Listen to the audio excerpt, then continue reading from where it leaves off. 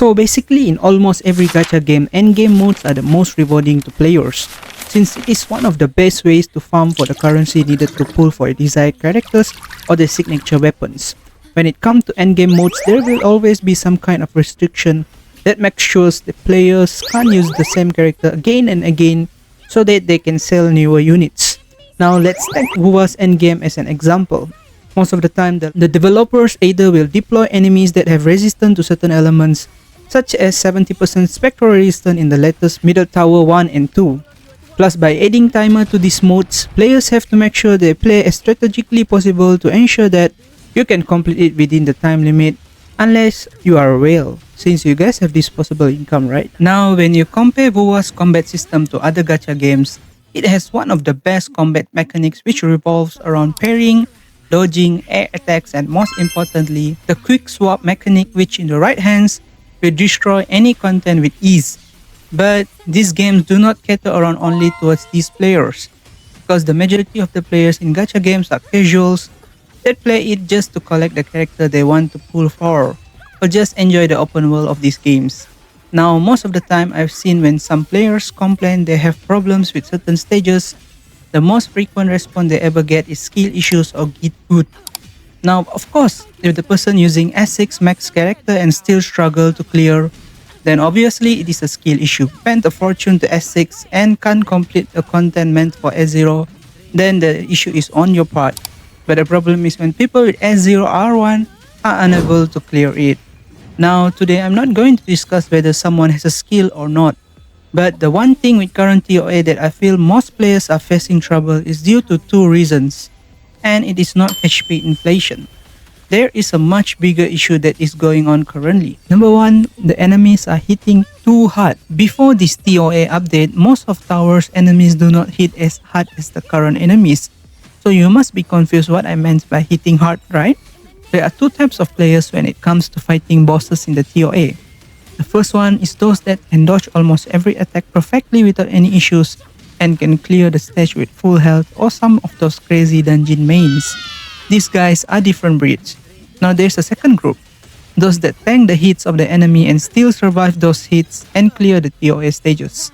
Now until last TOA update, you can tank most of the hits without support and still won't die.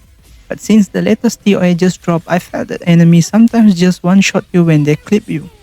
For example, Fluidalist Sword will pierce your heart, Vampist will shock you to death, and even the Mag Abomination, which was their last TOA update, deals more damage he does currently when he slams the ground. So apparently the damage that bosses do to you feels a bit more harder compared to when you fought them last time around. Now I have a small theory for this, but I could be wrong though.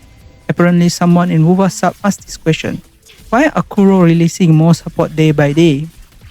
You see, the only possible reason for the increase in the damage dealt by these bosses may be related to the support characters being released. These characters either heal or shield, and when it comes to survivability, these are extremely important to ensure you don't get one shot by the enemies. Luno have shields and can heal, and same goes to Chisa, which can heal too. So if my theory is correct, maybe it is one way or another to push the selling of more support characters to increase the survivability in this endgame content. And for the number 2, enemies that run or fly a lot. Basically, these enemies are there just to waste your time so that you can't clear these stages. Let's take the Sentry construct as an example. He literally just flies around like almost 60% of the time, and also will turtle up to reheal his white bar. I guess someone in the Kuro dev team had a bad day, so they decided to just add a character that does all this BS in TOA to make a more enjoyable experience for the players. Now you can say that we can just dodge and parry most of the attacks, and yes, I do agree with this statement, but only to a certain extent. Why? Because in WoWa there's a mod called holograms, and in this game mode the opponent just one-shot you if you can't dodge or parry attacks. But there is a difference to this and TOA. Hologram bosses are there forever since they are permanent. That means if you are bad at dodging and parrying, you can practice as many times as you want in this mode. But TOA is where there is a time period normally of 1 month. Yes, I do know 1 month is more than enough to learn to parry and dodge, but still not every player is capable of doing it in 1 month. Now for the conclusion, do I want these mods to be easy? That it can be soloed by 4-star R0 characters? No. But what I feel that can improve this mod is by reducing the damage the enemy deals when trying to tank attacks, and at the same time, try to introduce enemies that are less annoying to fight around. One such example of a boss that I say well designed for TOA is Beringal, in which most of its attacks are easy to dodge and parry. This video is basically my opinion on the current issues with the TOA, but once again some might argue that it is not that difficult, which is also true if you're skilled enough. I did clear this round of TOA fully and will upload some gameplay soon, so stay tuned.